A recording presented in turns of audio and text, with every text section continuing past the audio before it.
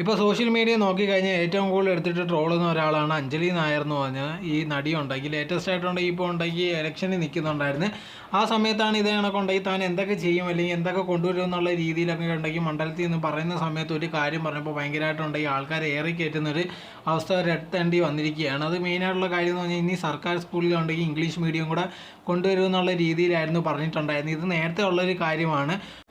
ഈ സംഭവം ഇത് പറഞ്ഞതിന് ശേഷം കൊണ്ട് ഒരുപാട് പേര് അവരുടെ അടുത്ത് ചോദിച്ചൊരു കാര്യം എന്ന് പറഞ്ഞാൽ ഇതേ കണക്ക് ഇതുപോലും അറിയാതാണോ ഇലക്ഷനിൽ നിൽക്കുന്നത്, എന്നിട്ട് നാട്ടിൽ എന്തോ കൊണ്ടുവരാനാണ്, ഇങ്ങനത്തുള്ള സാമാന്യ കാര്യങ്ങൾ പോലും അറിയാത്ത ഒരാൾ എങ്ങനെയാണ് നമ്മളെ ലീഡർ ആവാൻ കഴിയുന്നത് അല്ലെങ്കിൽ ഒരു ഇലക്ഷനിൽ നിൽക്കാൻ പറ്റുന്നതെന്നുള്ള രീതിയിൽ പറഞ്ഞുകൊണ്ടുണ്ടെങ്കിൽ ഒരുപാട് പേരുണ്ട് ഇതേ കണക്കൊന്ന് ഇപ്പോഴും ഇതിനെപ്പറ്റി തന്നെയാണ് സംസാരിച്ചുകൊണ്ടേ ഇരിക്കുന്നത്.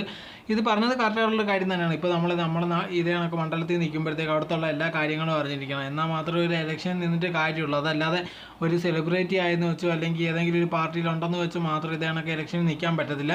പിന്നെ ഇതേ കണക്ക് ഇലക്ഷനിൽ നിന്നിട്ട് നല്ല മനസ്സും ഉണ്ടാവണം, അത് വേറെ കാര്യം. പിന്നെ ഇതേ സമയത്ത് ഒരുപാട് പേരൊക്കെ ചോദിക്കാൻ സാധ്യതയുണ്ട്. ഇപ്പം പല മന്ത്രിമാരെ എടുത്തു കഴിഞ്ഞാൽ അവരുടെ അതോറിറ്റി ഉള്ളത് എന്തുവെന്ന് പോലും ചിലർക്ക് അറിയത്തില്ല. ബാക്കിയുള്ള ഇതേ കണക്ക് PAS അല്ലെങ്കിൽ വേറെ ആൾക്കാരും ആയിരിക്കും ഇതിനകത്തുള്ള കാര്യങ്ങളൊക്കെ ചെയ്തു കൊടുക്കുന്നത്. അങ്ങനെയുണ്ട്. എന്നായിരുന്നാലും ഇത് കൊണ്ടുണ്ടെങ്കിൽ ഇപ്പോൾ അഞ്ജലി നായർ ഭയങ്കരമായിട്ട് ആൾക്കാരുണ്ടെങ്കിൽ ഏറി പിടിച്ച് കയറ്റലാണ് പരിപാടി.